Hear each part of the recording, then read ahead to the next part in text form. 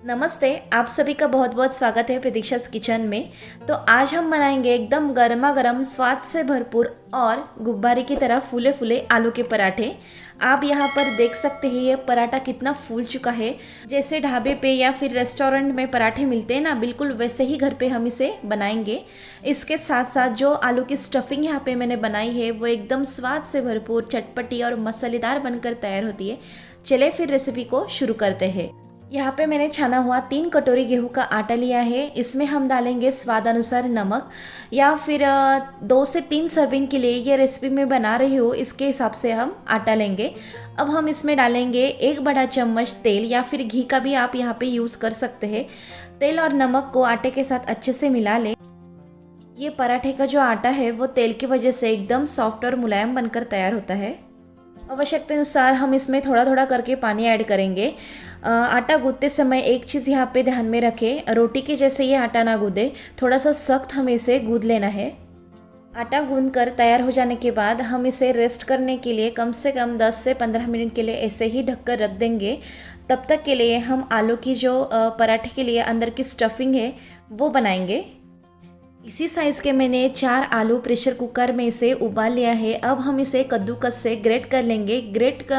करने से ये फ़ायदे होते हैं कि इसमें बिल्कुल भी चंक्स नहीं रहते या फिर आलू की गुठलियाँ नहीं रहती, जिससे पराठा बिल्कुल भी फटेगा नहीं।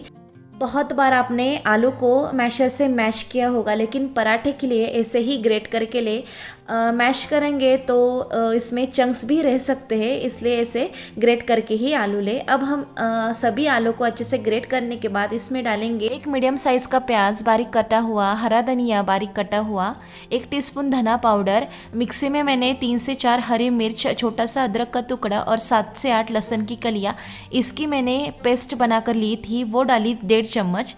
अब हम इसमें डालेंगे 1 बड़ा चम्मच कश्मीरी लाल मिर्च, जिससे ये स्टफिंग का कलर बहुत ही गहरा लाल आता है और ये तीखेपन में थोड़ी सी कम है। अब डाला आधा चम्मच गरम मसाला, चुटकी 2 चुटकी हम इसमें डालेंगे हल्दी पाउडर।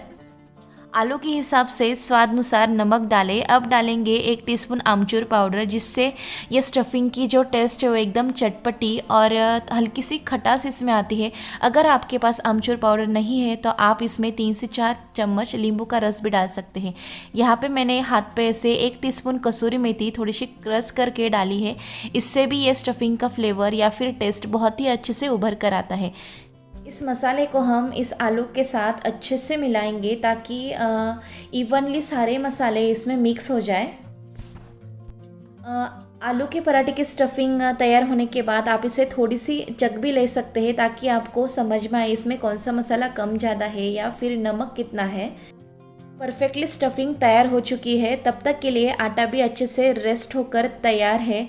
अब हम इसमें डालेंगे 1 छोटा सा चम्मच तेल, और तेल डालने के बाद फिर से हम इसे अच्छे से गूंद लेंगे ताकि एकदम सॉफ्ट और मुलायम बनकर तैयार हो जाए।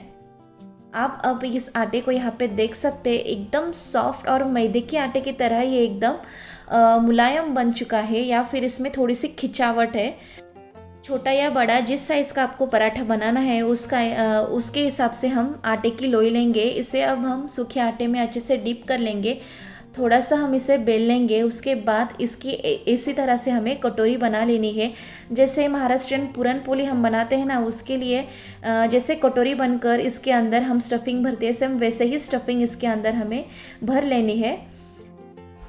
आप देख सकते हैं इसमें मैंने भर भर के आलू की स्टफिंग भर ली है। अब उसके ऊपर हम थोड़े से सूखा आटा डालने के बाद इस तरह से इस पराठे को हम बंद कर लेंगे, और जो एक्स्ट्रा का आटा था वो भी मैंने निकाल लिया है। अब इसके ऊपर हम डालेंगे सूखा आटा। तुरंत इसे बेलना नहीं है, हल्के हाथ का उपयोग करके हमें इसे ऐसे स्प्रेड कर लेना है। एकदम हल्के हाथ से हम इसके साइड्स में भी ऐसे प्रेस कर लेंगे, ताकि ये जो आलू की स्टफिंग है वो एकदम लास्ट तक या फिर पूरे पराठे में अच्छे से फैल जाए।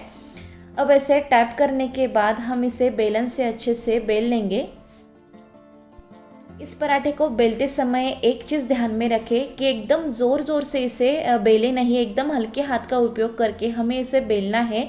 या फिर एकदम बीच में से इसे पहले बेले नहीं, साइड से हम इसे पहले बेल लेंगे और उसके बाद हमें इस पराठे को बीच में से बेल लेना है। एंड पे हमें ये पराठा एकदम इवनली एक समान बेला हुआ मिलना चाहिए।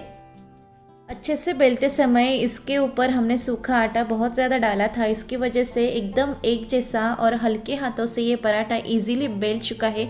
एकदम ट्रांसपेरेंट हो गया है, इसके अंदर की आलू की स्टफिंग भी दिख रही है। अब हम इसे सेक लेंगे। तवे को मीडियम फ्लेम पे गरम कर लिया है।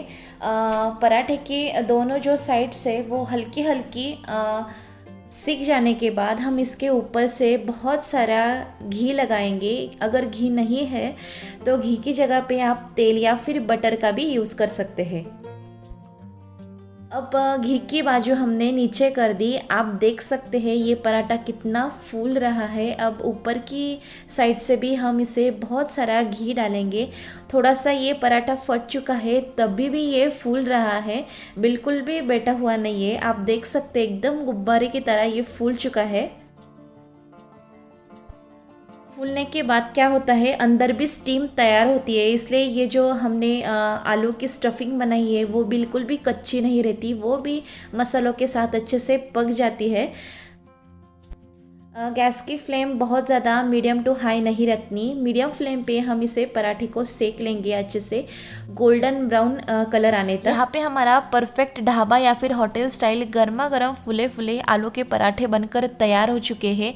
बाकी आटे या फिर मसाले के मैंने इसी तरह से पराठे बनाए हैं। अब हम इसके साथ खट्टा सा दही सर्व करेंगे। आलू के पराठे और खट्टा दही एकदम परफेक्ट कॉम्बिनेशन जाता है। यहाँ पे आप देखिए ये पराठा कितना सॉफ्ट, एकदम मुलायम रुई के जैसे बनकर तैयार हो चुका है। आप ज़रूर एक बार इस रेसिपी को घर पे ट्राई करें और मुझे कमेंट करके बताइए कि कैसी बनी। चैनल को सब्सक्राइब करके वीडियो को लाइक और शेयर करना ना भूलें। फिर मिलते हैं और एक नई इंटरेस्टिंग रेसिपी के साथ। तब कब के लिए बनाइए, खाइए और एंजॉय कीजिए। धन्यवाद।